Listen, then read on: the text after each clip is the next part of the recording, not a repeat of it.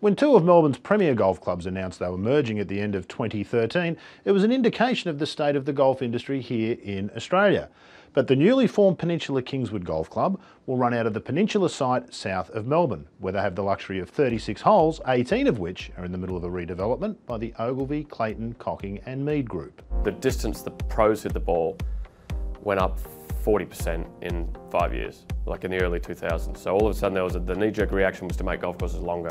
And so the trouble then, everybody tried to make their own golf course a championship golf course, and golf just got really hard for the average guy. Because really, at the end of the day, golf's hard for if you had a dead flat field with a hole at the end of it, it's still hard. You're just trying to make the journey across the ground a bit more interesting than it would be across a dead flat piece of ground. You're not trying to make it harder, because it's already really hard. You're trying to make it interesting. And I think the golf course might be the way out of the hole, you know. But the game is inherently hard enough. I think we just need to provide fun places and beautiful places to play them. And I think that's kind of been lost a little bit. So the original 18-hole course was designed in the 20s, and it took in part of the south course that you see today, and it extended over to a school, John Paul College, where my mum worked actually. So then in the 60s they built the 36 holes, and the brief to the architect at the time seemed odd, but he was told not to worry too much about the north, because it was going to be for the women, and it was going to be for sort of the older members. But the weird thing was it was built on the best bit of ground, you know, undulating sand, gnarly sort of looking eucalypts, and all this fantastic heathland plants and grasses. And the layout wasn't as good as it could have been, had a lot of funny, quirky sort of dog legs. We then did a master plan here 10 or 15 years ago that looked to improve both courses. And the north, because it was on the better bit of land, really jumped in, say, the rankings. The process we're in at the moment started, maybe 2 years ago, where the club, they weren't merged. We were talking with Peninsula just about they wanted to upgrade their irrigation system, and it made sense that if you go into that trouble, there was a few tees. You know, we didn't have carte blanche when we originally did the redesign.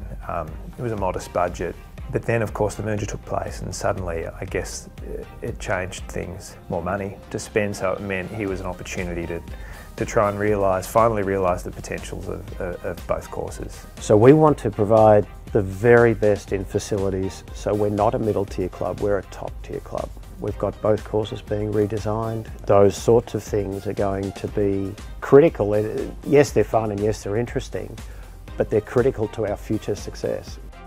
In order to address the conditioning of the greens and try and create those sort of firm, fast surfaces that are sort of synonymous with sandbelt golf, we've had to actually rebuild all of them. You know, and then there's drainage and irrigation and a lot of detail issues, cart paths and vegetation. So by the time you group all those together, you really need to shape the course to do that.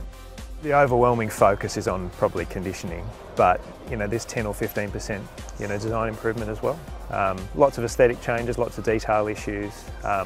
There's probably 4 or 5 holes on each course that'll be significantly altered design-wise, but the others are more just very minor works. I mean, it's a bit of a misconception, I guess, that the sandbelt's all just metres and metres of pure draining sand. There's lots of low, kind of wet, heavy areas on the sandbelt, lots of sections that are clay, parts of the east course at Royal Melbourne, the backside at Metro, Commonwealth, and Peninsula's no different. I mean, you're almost creating a swimming pool when you dig a hole in clay. You end up burying all of your cost, so when the course opens, you just see, a nice bunker and nice turf and what have you, but people don't realise all the processes underneath, the drainage and irrigation and, that kind of thing. At the same time, we're also hoping there's a real wow factor. When the course opens in April, we'd really like to, we're hoping to blow everyone away. Yeah, I'm clearly the apprentice. I've got a lot to learn, obviously, but I think what the playing golfer brings is where golf's at the moment, and to visualise the distances and how the ball, what the ball's doing now, and how golfers are playing these days. And I hear all these stories, and I get all the photos every week from all the stuff they're doing, and the new place in Peninsula is the most exciting thing going on at the moment, I think, because it's such a club that's had its reputation growing and growing and growing, improving all the time, and this is going to be a big improve. So it's nice to get down here and actually get dirty a little bit, if you like. I know for me personally, because I was a member here for 20 years, it means a lot to come back to a place that you kind of learn how to play the game on. We played a lot, and Clayton was always there, kind of, this is why this bunker's in the wrong spot, and that tree probably shouldn't be there, or whatever it was, and it got me a little thinking, and I think it was just a really gradual kind of dawning that things you can and can't do, realising that a lot of times that I'm bitching and moaning on the golf course about stuff, but well, you can't actually do that. Everyone enjoys it more when they're on a great golf course.